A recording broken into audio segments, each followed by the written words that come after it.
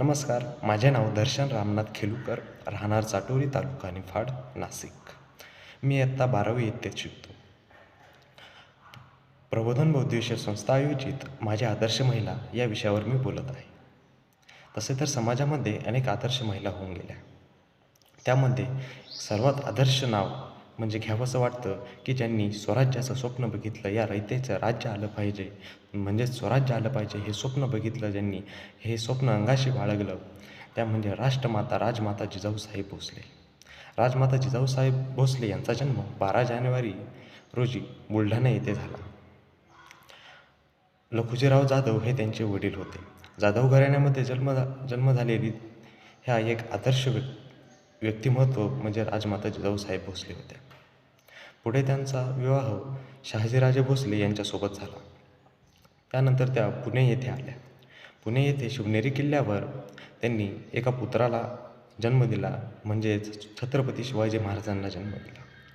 पुढे त्यांनी छत्रपती शिवाजी महाराजांना अतिशय चांगले ज्ञानाचे धडे दिले, सुसंस्कार दिले व स्वराज्याचे स्वप्न हे पूर्ण करण्यासाठी त्यांनी छत्रपती शिवाजी महाराजांना अतिशय उत्तमरित्या घडवले. राजमाता जिजाऊसाहेब भोसलेबद्दल जितके बोलावे तितके थोडेच आहे. आजच्या प्रत्येक स्त्रीने राजमाता जिजाऊसाहेबांकडून आदर्श घ्यावा, असं एक थोर व्यक्तिमत्व म्हणजे राजमाता जिजाऊसाहेब भोसले होत्या.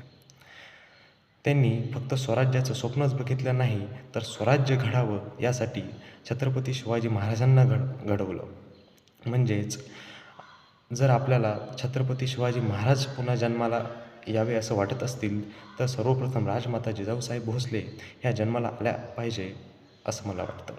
राजमाता जिजाऊसाहेब भोसलेंनी छत्रपती शिवाजी महाराजांसारखा पुत्र या देशाला दिला, या महाराष्ट्राला दिला, की ज्याने अखंड हिंदुस्थानामध्ये स्वराज्य हे उभं केलं, हे रयतेचं राज्य उभं केलं.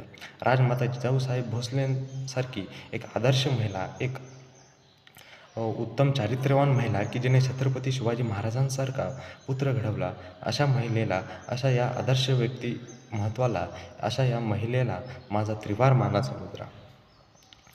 मी सर्वांना राष्ट्रीय महिला दिनाच्या खूप खूप शुभेच्छा देतो व राजमाता जिजाऊसाहेब भोसले यांच्याबद्दल जितकं बोलावं तितकं थोडंच आहे.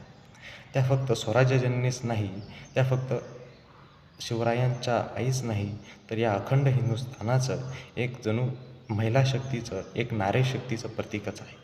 राजमाता जिजाऊसाहेबांबद्दल मी इतकंच बोलतो आणि थांबतो. पुन्हाचे एकदा मी राजमाता जिजाऊसाहेब भोसले यांना त्रिवार मानाचा मुजरा करतो व स्पेक्ट्रम अकॅडमी नाशिक व प्रबोधन बौद्धिक संस्था यांच्या संयुक्त विद्यमाने आयोजित या राष्ट्रीय महिला दिनानिमित्त या स्पर्धेत सहभाग नोंदवला आहे. तरी सर्वांचे मी आभार व्यक्त करतो. धन्यवाद.